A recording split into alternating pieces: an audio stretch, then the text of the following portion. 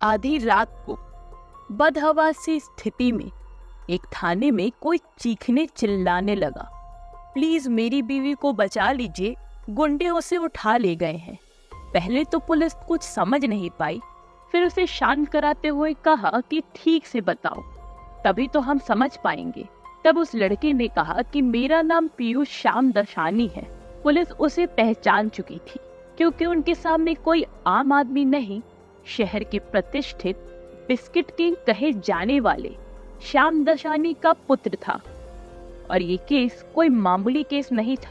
Police के महकमे में अफरा तफरी मच गई। तो कौन था ये पीयूष और आधी रात को क्या हुआ था उसके साथ, जानने के लिए जुड़े रहे कहानी के अंत तक।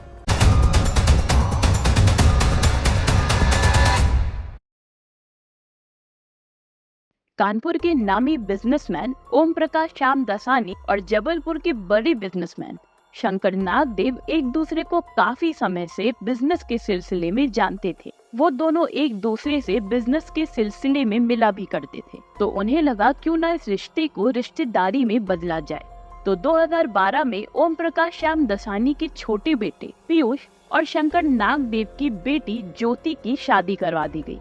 लेकिन वो दोनों एक दूसरे को पहले से नहीं जानते थे, पर घर वालों के रिश्ते की वजह से दोनों ने शादी कर ली।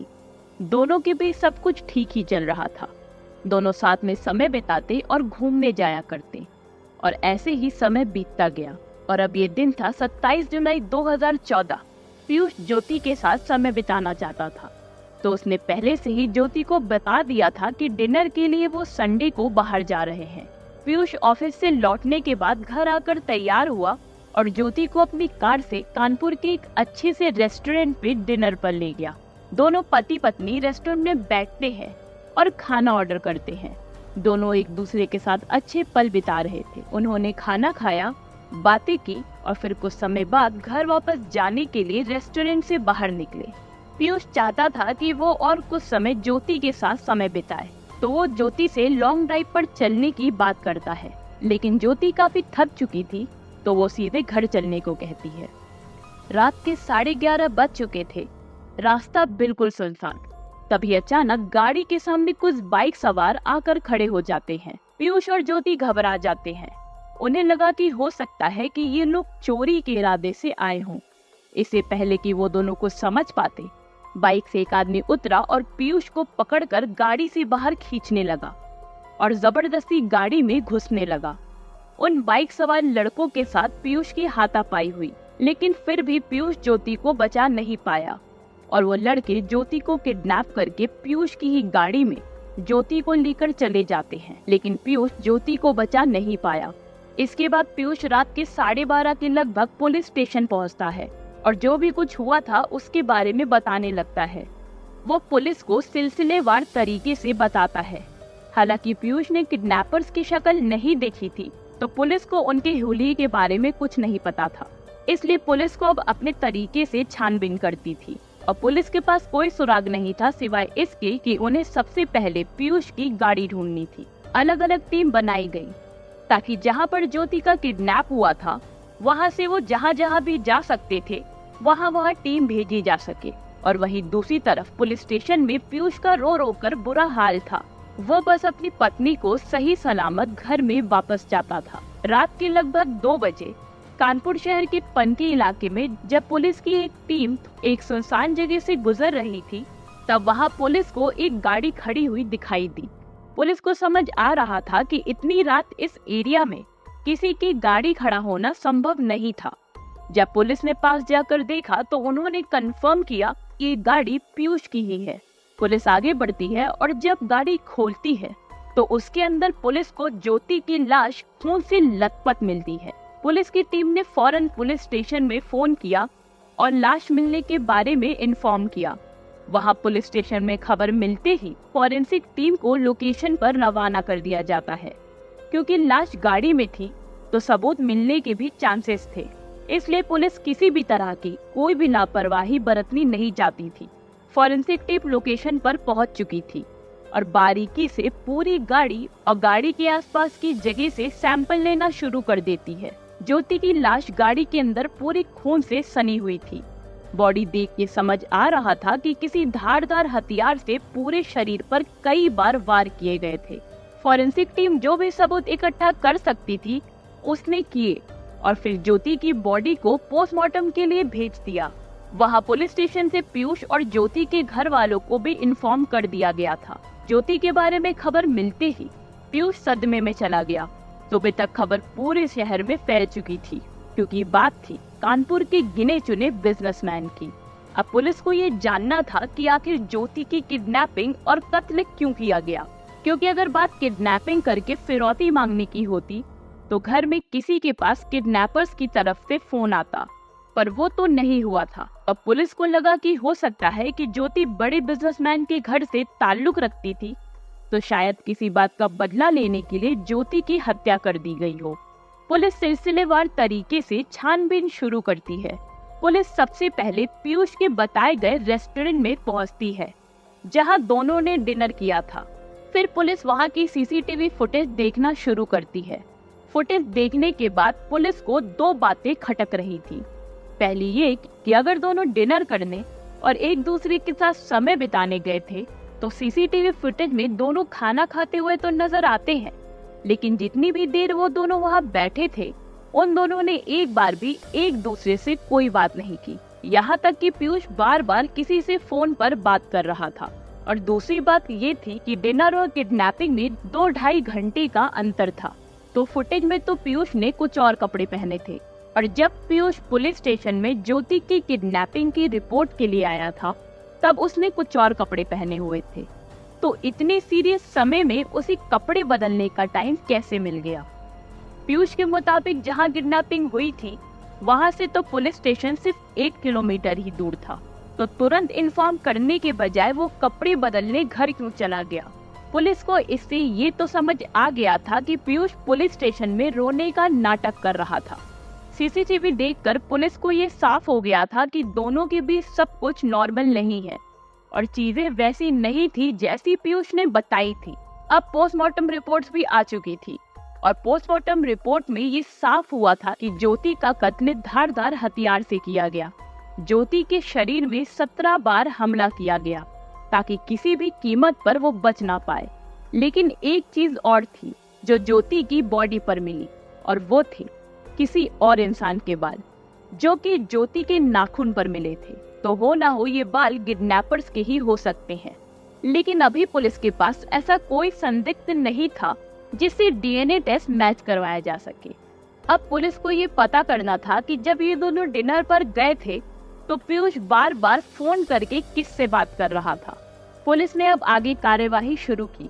पुलिस ने पीयूष के कॉल डिटेल्स निकलवाए और डिटेल्स निकलवाने पर ये सामने आया कि हत्या वाले दिन पीयूष ने एक नंबर पर 150 मैसेज भेजे थे।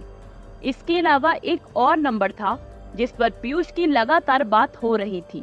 पूरी कॉल डिटेल्स में सिर्फ यही एक नंबर नजर आ रहा था। इस नंबर से ही पीयूष की अक्सर लंबी लंबी बातें हुआ करती थी। तो आखिर किसका था ये नंबर और पीयूष का इससे क्या कनेक्शन था?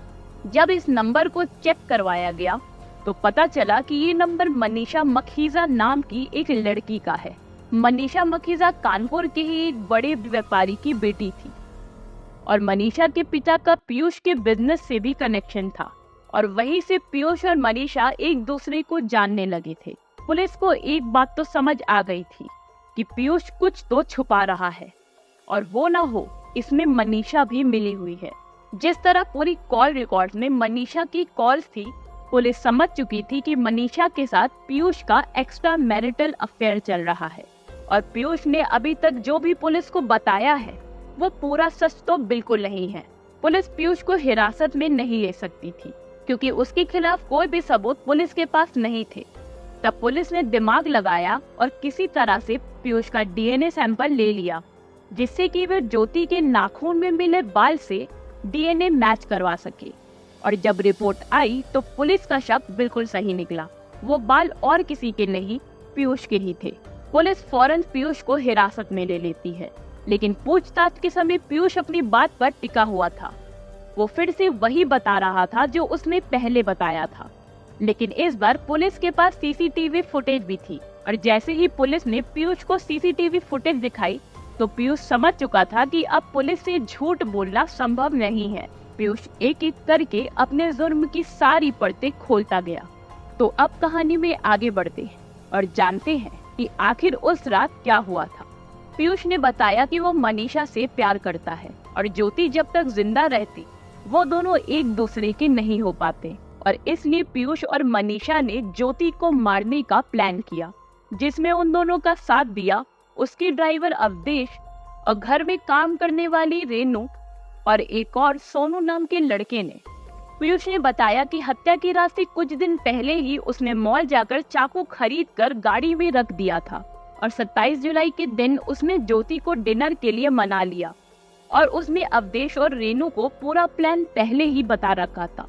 जैसे ही पीयूष और ज्योति डिनर करके गाड़ी से घर की तरफ रवाना हुए, तभी अचानक पीयूष ने बीच में गाड़ी रोकी और वहीं पर अवधेश, रेनू और सोनू गाड़ी में चढ़ गए। ज्योति को कुछ समझ नहीं आ रहा था कि ये सब क्या चल रहा है। पीयूष गाड़ी में ज्योति को अकेले छोड़कर बाहर जाने लगा। तभी ज्योति भी गाड़ी से जबरदस्ती निकलने लगी, लेकिन रेनू ने उसे खींचकर गाड़ी के अंदर कर लिया। लेकिन इसी दौरान ज्योति ने पीयूष को पकड़ लिया था, इसलिए उसके बाल ज्योति के नाखून में ही रह गए। वो तीनों ज्योति को गाड़ी में बैठाकर आगे चले जाते हैं। इसके बाद पीयूष फौरन अपने घर पहुंचता है और कपड़े बदल लेता है। वहाँ रेनू और सोनू चलती गाड़ी में ज्योति को चाकू मारते ही जा रहे थे। पीयूष ने उनसे कहा था कि ज्योति को इतना मारना कि कोई गुंजाइश ना बचे, और उन्होंने वैसा ही किया। उन्होंने ज्योति के शरीर पर 17 बार चाकू से मारा और उसे तब तक मारते रहे जब तक ज्योति की जान नहीं निकल गई। और जब ज्योति मर गई तब उन तीनों ने गाड़ी को सुनसान जगह पर खड़ा कर वहां से भाग गए। पीयूष की बातें सुनकर पुलिस भी हैरान थी, क्योंकि ज्योति के मौत के बाद पीयूष ने दुखी होने का बहुत अच्छा नाटक किया था। पुलिस ने अब मनीषा के साथ अवधेश, रेनू और सोनू को भी गिरफ्तार कर लिया।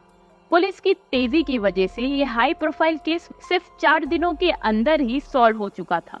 कोर्ट ने पीयूष को उम्र कैद की सजा सुनाई और साथ ही मनीषा, अवधेश, रेनू और सोनू को भी उम्र कैद की सजा मिली। पुलिस को ज्योति के सामान में ज्योति की एक पर्सनल डायरी भी मिलती है, जिसमें ज्योति ने अपने और पीयूष के रिश्ते के बारे में सब कुछ लिखा था। पीयूष और ज्योति का रिश्ता शादी के दिन से ही अच्छा नहीं था। ज्योति को पीयूष के एक्स्ट्रा मैरिटल अफेयर के बारे में भी पता था और उसने पीयूष के माता पिता से भी इस बारे में बात की थी, लेकिन उन्होंने भी पीयूष को कुछ नहीं बोला। ज्योति आखिर करती भी क्या? वो ना चाहते हुए भी एक ऐसे रिश्ते में रह रही थी जिसमें पीयूष कभी था ही नहीं। पीयूष ने तो उसे कभी अपनी पत्नी माना ही नहीं था। वो तो पूरे दिन सिर्फ मनीषा से ही बात करता रहता था और शायद समाज के डर से ज्योति पीयूष से अलग होने का फैसला भी नहीं ले पा रही थी। उस रात जब ज्योति का कत्ल हुआ, वो पीयूष के साथ डिनर पर जरूर इसलिए गई थी क्योंकि उसे लगा कि हो सकता है पीयूष को अपनी गलती का एहसास हो गया हो और वो इस रिश्ते को सही करना चाहता है और अपने आप को एक दूसरा मौका देना चाहता है। लेकिन ज्योति को ये नहीं पता था कि पीयूष इस रिश्ते के साथ साथ उसे भी खत्म करने वाला था। अगर आपको हमारी ये कहानी पसंद आई हो तो कमेंट सेक्शन में जरूर बताएं और ऐसी ही ट्रू क्राइम स्टोरीज के लिए हमारे चैनल को लाइक करें, सब्सक्राइब करें और शेयर करना ना भूलें।